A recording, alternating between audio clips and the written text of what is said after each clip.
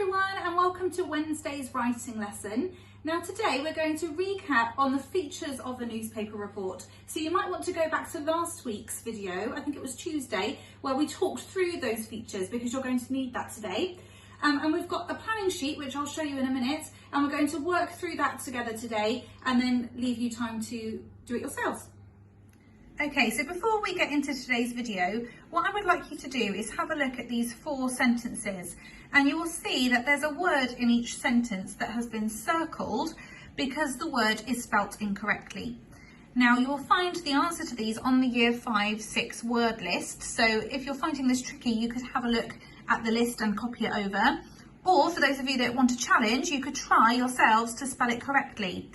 So just on a bit of scrap paper or in a book if you've got one, just try and write down these 4 words, and then in a moment I'll put up the answers.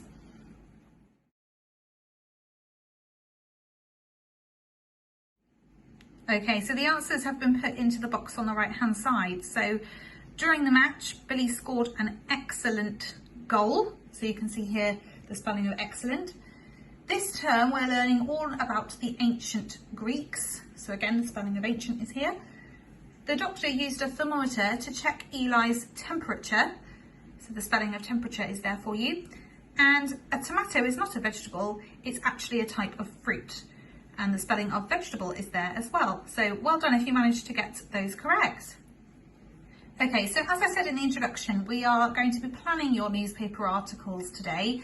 However, on Thursday and Friday last week, we kind of talked about bits of punctuation and the difference of fact and opinion. So it's been a while since we've talked about newspaper articles. So if you want to have a bit of a recap about this, there's a link here to BBC Bite Size that you can read through just for a bit of a refresh. Okay, and the first thing that you're going to do when it comes to writing your newspaper article is the main heading. So here's some tips for what you're going to need. So a headline, it needs to be catchy. It needs to use powerful words or wordplay, perhaps alliteration.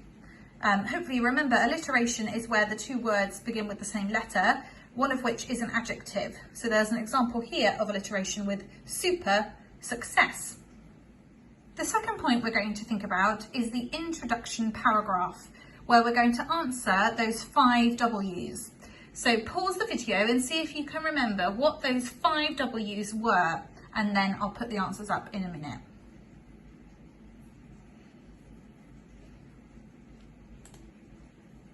Okay, so here they are: who, what, where, when, and why.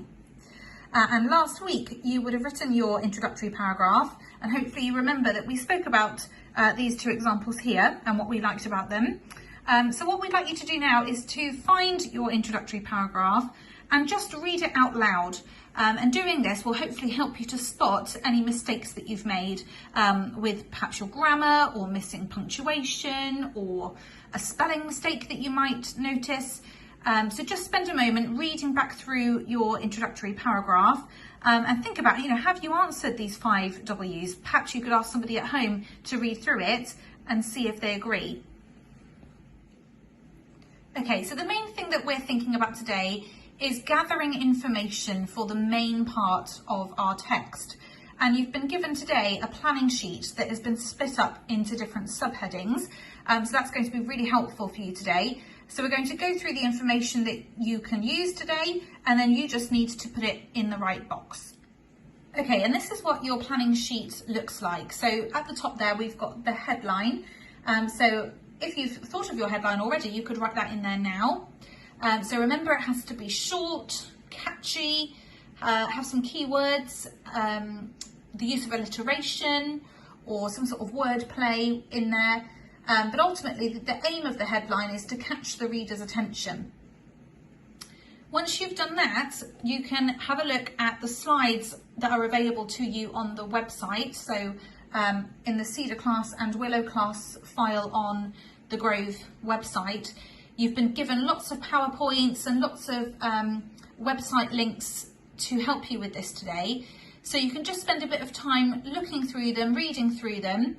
And anything you find about the training for the mission, you would just add some brief notes here. Similarly with takeoff, if you find any information about that, the journey to the moon, perhaps how long it took them. Just make some brief notes on your planning sheet about each of these sections.